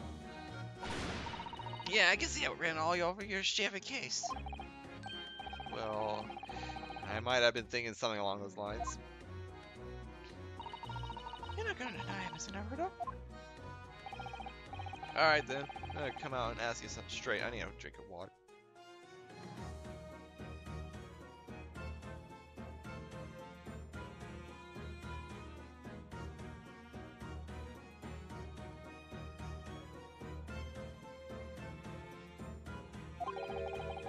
Do you pawn things that you steal from other people? Well, I don't know how best to answer that really, or... Suppose. Sometimes. You're not gonna deny it either, Miss Lestrade? But all this time, alright? I swear, this thing belongs to me! Just that Mr. Winterbeak is holding. I guess we should see what he has to say about all this. Alright, let's see what do you have to say? I hope I don't have to go on too much longer, but I'll talk to you. Mr. Winterbeak, what exactly is this metal disc that Miss Lestrade has brought in? It seems to have hundreds of tiny little bumps on its surface. I think it's like that, like a disc for that recorder, whatever it's called. Oh, this is a music disc, you see, for use inside a music box. Exactly. In a music box? Whoa, you don't even know what a music box is? You're easing a lot even too savvy, eh? I know what a music box is. I just never seen one of those discs before. Small protrusions on the metal disc encode the tune to be played by the music box. We simply insert the disc and set the machine going, and beautiful music plays. It's so incredible. Tell us, what tune is on that disc? Well, I'm afraid I couldn't tell you that. There's so many different types of music box, you see. British made, German, Swiss. I have no way of knowing what particular machine this disc was made for. I see. And that's it on that chill. Won't have any customers for an item like this, even if the young ladies forfeited it. Well, I'm already offering more than a shirt at a penny. That's a pack of lies. He told me he did. He said he was, well... He who? Never mind. It just ain't right, that's all. This was good money, I know it is. Well then, you'll have to try your luck at another pawnbroker's, won't you? Ah! Alright. She's been there before, of course, this little tatterdamalion. I see. I brought some dubious article with her every single time, I might add. Dubious? What are you trying to say? I'm an honest customer, not me. So, is there something dubious about the disc she brought in today? Well, I don't... If only were that simple. Sorry, what do you mean? What she actually brought in was a storage ticket. What? A storage ticket? So, Miss Lestrade has actually come to redeem an article from you today. Is that right? Yeah, that's right. Girl like me has a lot of stuff what needs storing. Alright, yes, that's definitely dubious. The article in question would have been forfeit at midnight tonight. But as she gave me the ticket for it, and repaid both the loan and interest, I was obliged to return the article to her. What was the article? Do tell us, Mr. Winterbeak. The little scamp was wearing it, ma'am. It's the overcoat that she redeemed. Oh. Well, what's wrong with this? It fits, don't it? I mean, it's mine, so of course it does. So what about the disc then? How does that come into all this? Oh, the disc's something else. Do it, I'll go to pawn. If the girl and I can agree to a price. Alright.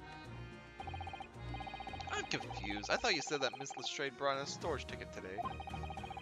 It's really quite simple.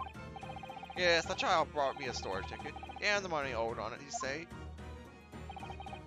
This heavy black coat, which you returned to her care, as I understood it. That's right, yes. Rather unsurprisingly, as soon as this little ragamuffin put the thing on, she went rifling through the pockets. Oh, you mean... What? Don't you know it's rude to stare at a lady? Ah, I see. So it came from the pocket of the overcoat, did it? We made this disc, yes, exactly, ma'am. And she immediately tried to pawn it. Quite a high price as well. This is all rather suspicious, I think. Give it up, I'm just trying to pawn something like that anyone else would. Miss Lestrade, may I ask who deposited this overcoat here in the first place? Well, me. Doesn't really appear to be your size.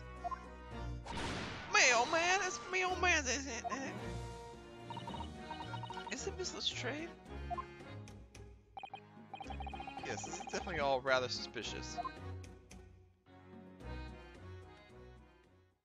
Out of my way, please! Oh, okay. Oh, now who's this? What the heck are you? Who is this picture postcard English gentleman?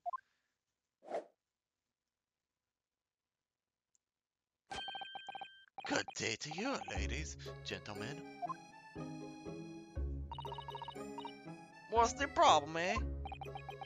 What's the problem? As long as you remove yourself, I'm a matter to discuss with the proprietor. If you intend to make a problem of it, I shall see you outside, little girl, for the hiding you deserve. Look, ain't it obvious? I ain't done talking with him yet. If you think you're such a gent, you should probably know how to wait in line. Well, you're an impudent little brat, aren't you? As well as a pickpocket. Yeah? Oh, are you? I don't know what I am. Question is, how do you not know who I am? Having the courtesy to even remember the faces of your victims, it seems. Oh, you mean I? From you? Broker? Oh, yeah, sir. I believe this fit picked the pocket thief has just redeemed an article from you, no? Yes, yes, Your Honor. The article in question belongs to me. I demand for it to be returned at once. Oh my! Now that's a lie. What are you trying to pull? Give me back my overcoat, you rascal. Needless to say. Any music box disc too. No, you can't have it. You just can't. It's my old man's. Oh, it was. Now it's mine. Goodness, Mr. Naruto. This is a very awkward situation. Yes. I think perhaps we should hear both sides of the story in a little more detail. And this is where I will stop. I've been talking a lot to these people. And I feel like any later in this is just going to drag on. It's already past 12 o'clock. It's actually 12:16 a.m. Past midnight. And I did intend for this to be shorter anyways. And it still ended up being 2 hours 12 minutes. Which is pretty good still. For my first stream in a while. But yeah, with that, thank you for tuning in.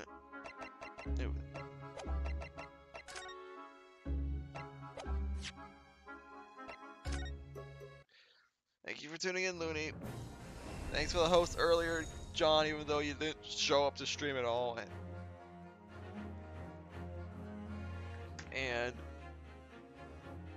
oh, I guess I could raid someone maybe. Oh, I was gonna raid Vix, but Vix just went offline. Well, so much for that. Well, I guess in that case, I will see you next time.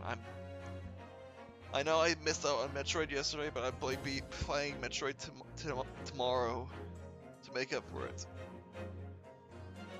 Because I really didn't have anything planned except maybe Mario Party. Mario Party or Animal Crossing, but I'm going to save Animal Crossing for Saturday because of the update. And not Friday because I need to play Batman on Friday. So with that, thanks for tuning in once again. And I'll see you next time. Bye-bye!